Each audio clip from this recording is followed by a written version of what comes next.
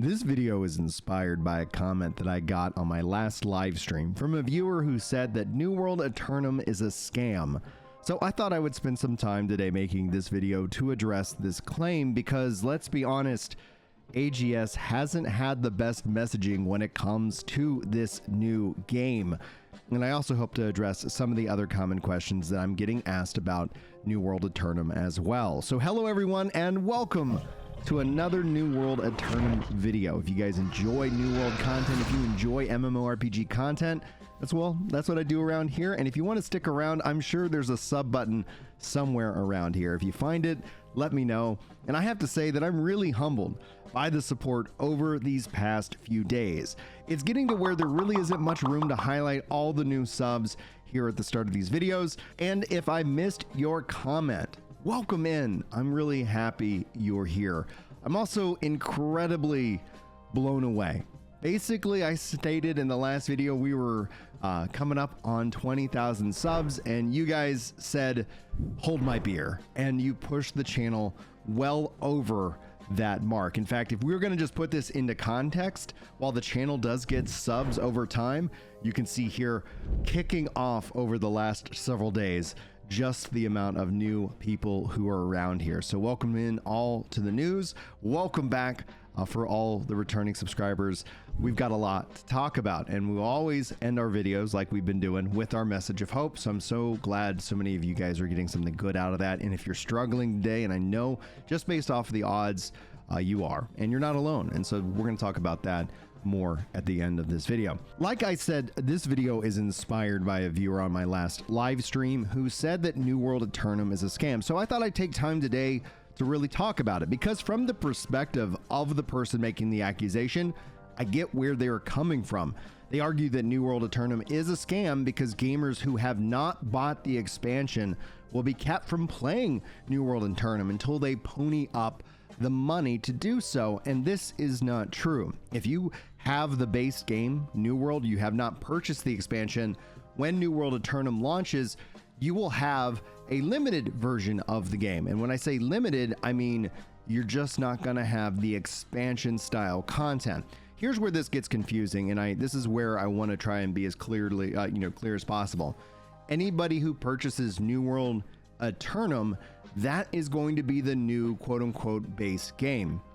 The base game is going to be level 75. You don't have to then buy New World Aeternum and then the expansion. No, they are bringing both of these pieces of content into just one version. So for those who have not bought the expansion, when they do return, they're going to either see one of two options: the ability to buy the expansion, but my theory is that's going to go away, and the base game that is for sale for everybody going forward will just be New World Aeternum, which includes everything.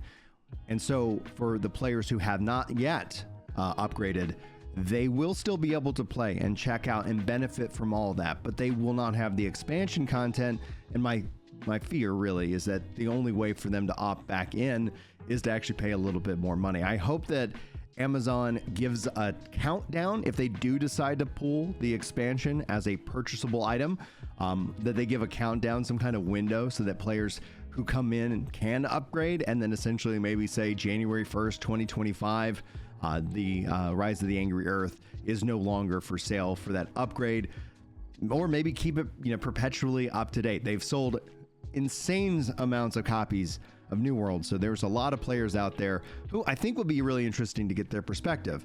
Did they play the open beta? How do they feel about it coming back to it? Or are they still on the fence and then they're going to check out and update the game this October? Now, why I think this game is not a scam is namely because you do not have to pay the entry fee to come and check out the changes. Now, you will obviously have to upgrade to the expansion content to get to the expansion content, but because that's becoming the base game, I do think there's going to be that added level of pressure that you will have to upgrade, because everybody that is returning, your friend group or other players and content creators, will all be at this new level. You will need to have this content to do the highest end content in the game, and that makes sense. I think that's a fair trade, but there is going to be an added pressure, so I can see how people can be a little bit frustrated by that. So my encouragement is, If you don't want to spend the money, don't spend the money, but check out the game anyway, because my bet is that you've put probably plenty of hours into the game already, and it might be really exciting just to have that discussion with you about what you like about what's changed with the game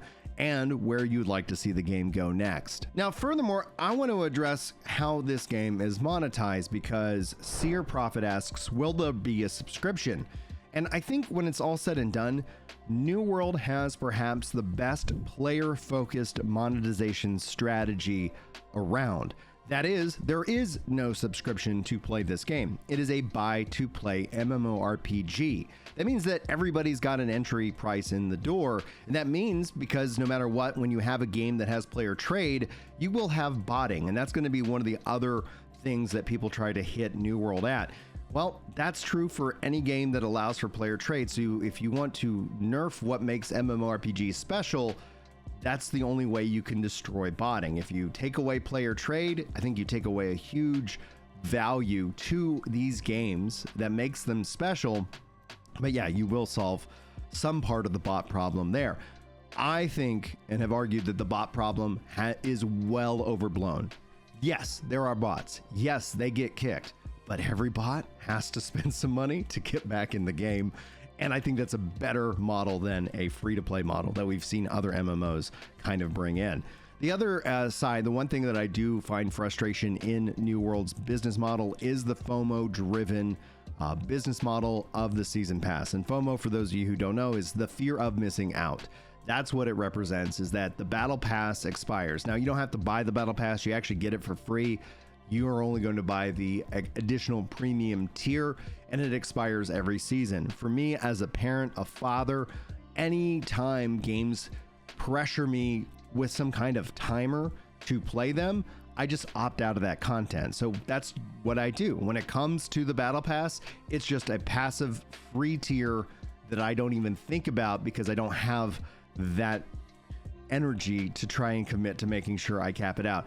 I've heard from plenty of people that there is not any trouble capping it out. If you're actively playing the game, it's going to flow very easily. The problem I run into with anybody, any fellow parents out there, is you're not often guaranteed time to play. And again, I don't like that pressure put on me. Games are supposed to be fun. I enjoy gaming both in a competitive and in a relaxing kind of way. Different days, different kind of approaches. So anything that's going to try and make me feel like I'm falling behind, I just opt out of it. And so that's how I manage that. I would love to see some changes in the long run, and I'm going to continue to advocate for those changes. But because there is no subscription fee, I think that's a huge value to a lot of players. You do not have to pay money to play this game continually. So you can buy it, you can play it, and what we will see is an expansion-driven model for the game that we've already kind of seen somewhat, and that's what I'm looking for the future. I want them to communicate this expansion-driven model. Are we going to see an expansion in October 2025? And that can be a very healthy business model for these games. Destiny has survived off of that greatly. But let's go ahead and also talk about one of the other issues that people kind of push against New World when it comes to its monetization, and that's the transmog system. Joke's on them. I'm not really into the fashion is the true endgame mindset, and so I don't spend money on it. You do get the transmogs tokens from the Battle Pass, from chest in the open world, and playing it. Obviously, there's restrictions because they want to monetize that. So if you are a fashion-driven player, you might feel added pressure to spend money on transmog so you can set up your various different glamours. But that's going to be up to you. Again, that's something I completely avoid and opt out of, and I just generally kind of get sucked in via the emotes. I like emotes. I'm a sucker for emotes. As long as you, any developer who hears this knows that if I'm playing your game and you bring emotes into play, chances are you've got a little bit more of my money. Now, my other pet peeve when it comes to MMORPGs and the discussion around them is this same viewer also brought up the population decline as a sign that New World is a bad game. This is a popular argument that other content creators have made in the past, but this is also a very flawed argument, so let me break it down for you. Population decline can be a sign of bad things for a video game, but you have to look at all the different factors. Hype, first and foremost, is not a representation of what a game's community looks like. MMORPGs are also deeply affected by hype numbers because everybody gets in this mindset of this new MMO. It's going to be the biggest thing since World of Warcraft. And because of that mindset, you have inflated hype levels as people put their expectations for a new MMO.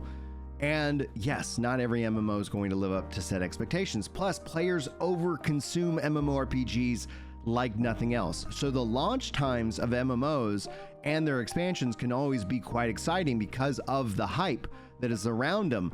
But to beat up on any game because it can't sustain its hype is not a really good argument, because it's the exception that a game continues to grow rather than the rule. And when it comes to New World specifically, here's where I think it doesn't compute for me. And obviously I enjoy the game, and so you can call this cope all you want, but the reality is that New World actually held on to a huge chunk of players. And if you look at the first 6 months of the game and its release, yes, it was in population decline, but not in any kind of way that was just like shocking. As players put 1,000 hours, 2,000 hours, 3,000 hours into the game, the other factors are at play here.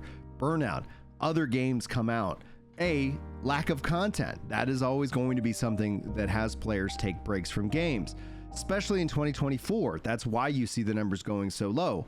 They opted for the New World Aeternum focus rather than putting new content in throughout 2024. So that is a huge reason why you see that more recently. Also, lack of marketing. You might not realize this, but companies don't just market games to get you to buy them. They market their games to get you to stay in them. Same reason why you see so many car commercials, perhaps, because especially if you just bought a car, you're going to actually algorithmically see more advertisements for your car, because what that does is it seeds within you, hey, I'm glad I spent that insane amount of money, especially for a new car. So that is the reason. There's psychological reasons at play, and marketing is a huge role in it. You're going to feel that going into New World Aeternum. Amazon is going to be marketing that. They've asked me to be a part of their marketing strategy, and I'm excited to be a part of that team. Why? Well, because they asked me to make a video that I was already making. And so I was like, that sounds like a great idea. I'm happy to help out. So hopefully you guys look forward to that. That's going to help fund the channel for a good long while.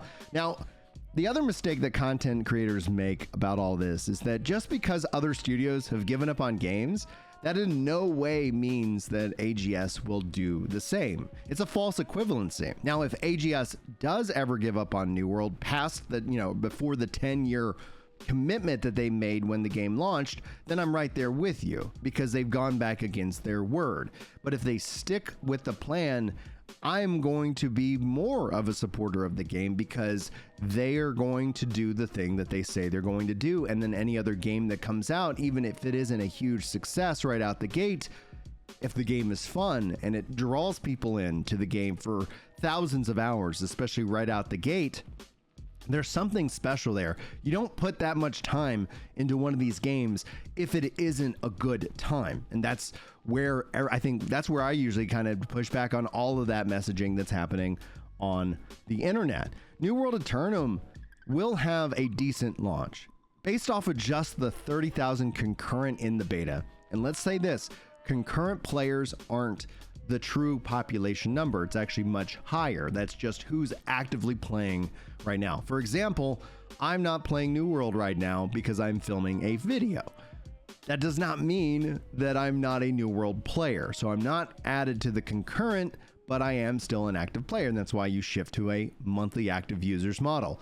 How are your players coming to check out the game? Are they coming back to check out your game? And what is their ebb and flow now that the hype has worn off? Because not only is hype not a representation of the community, it's also unsustainable. You cannot be hyped about one game forever and ever and ever. And if you are that person, well, congratulations, you're a unicorn, because normally you overconsume a game when it comes out for that excitement to play a new game. And then ultimately you start to taper off naturally and either go play some other games here and there, or you just get back into kind of a more healthy life balance with your game time. The final mistake that other content creators I've seen make is that there is no utopia. I think of the South Park episode with Britney Spears and The Harvest, for example. If you haven't seen it, the premise really is that society likes to build up a young girl to the highest of highs and then cheer on their downfall, and then ultimately sacrificing them for the harvest. And obviously it's dark. I like dark humor. It's a part of my whole comedy bit. But I see that the same thing happens here in MMORPGs. Hype builds up a game and players want a new MMO. And once they've played all the content and moved on, the other game kicks in and it's cheering on the game's death spiral. And so it's a very popular activity. It's a very profitable activity that happens within social media. There is no cure because everybody's welcome to say what they want to say. But I do always push back on that kind of groupthink and just try to get more into the nuance. Because after all, it's really the nuance that we find all of the fun and little interesting bits. But social media really truly isn't driven off of nuance. You are welcome to disagree. That's just my personal opinion, as I've been in social media for a little while now.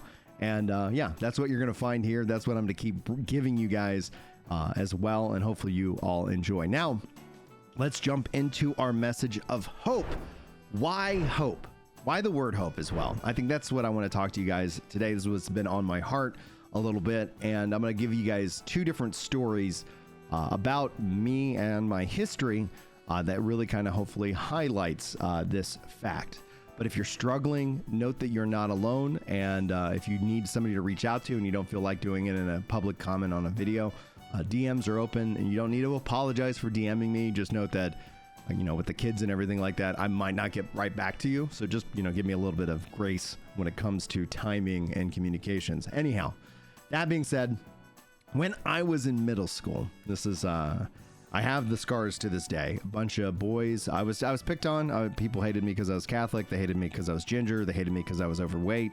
So it was kind of the trifecta. Like, I was definitely a target, an easy target to focus in on.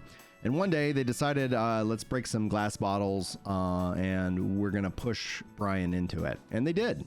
And I came within 1 centimeter of dying because it almost got to my arteries. And so I got cut up pretty bad. In fact, I still have the scars today. I look at my scar and I say, I'm on bonus time, because I should have died that day. I could have died that day. I'm surprised I did not. So I'm on bonus time. What that means is that when I think about it, we're all on bonus time. My mom's had 2 heart attacks, for example, in her 40s, which gave me a lot of anxiety as I got closer and closer to that number. She died on the second one, and for some reason they brought her back. And for those of you who don't know, women do not survive heart attacks. Like, it is statistically an anomaly that happens. So my mom, in my mind, is also on bonus time. So I always treat every day that I get to say hi to her as that very thing, because I know that's not going to be true. And it could have been a whole different world where that had happened. Here's where it all comes together. Believing in yourself can make all the difference when it comes to your mental, physical, and spiritual health. Here's another story. Here's story number 2. My great-great-grandmother survived a hurricane all the way back in 1900 in Galveston that killed basically the entire city. In fact, you can see this image here on screen. It was almost 6,000 to 8,000 people died that day. Now, my great-great-grandmother survived tying her children to her on a rope and waded through neck-high water with a 6-day-old baby on her head. My great-grandfather was that baby. The belief that you can do something, even if it feels so overwhelming and hopeless, is all the difference you need in the world. And so, beyond my bonus time, I give you these 2 stories as a way of something that I try to do on a day-to-day basis, and maybe this will help you out, is a focusing on an attitude of gratitude, because there is no reason why I should be here. That storm should have killed my ancestor, but it didn't. And it did others. And life is not fair in that way. And maybe right now life is just beating the crap out of you. but you're not alone. You're not the only one. And one of the things that I always kind of find when I talk about the lies our brain tells us is it likes to whisper that you are alone. You're the only one who feels like this. You're such a, this or that and the other thing. And all of that is just a lie. And the only real way to cure that lie is to prove it wrong continually. And this might be a lifelong struggle that you have. And that sucks. I'm sorry about that. But it's a struggle worth having because you're worth being alive and you can survive. There's no reason why you can't survive because you are strong.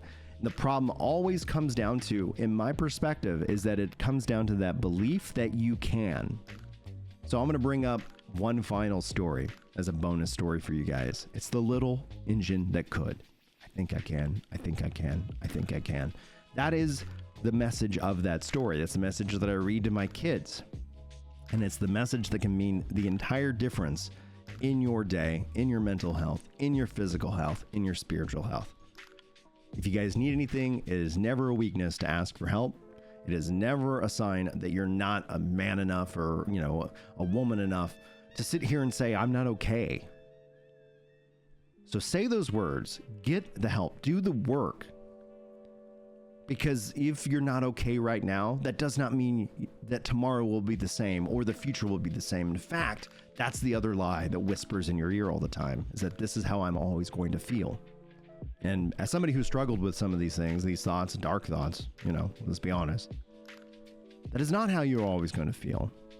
And so I'm praying for you. I'm loving you. I'm encouraging you. And I hope that you guys are getting something good out of these messages. I'm getting a lot of positive feedback, which is new. A lot of people really resonating with these, which is great.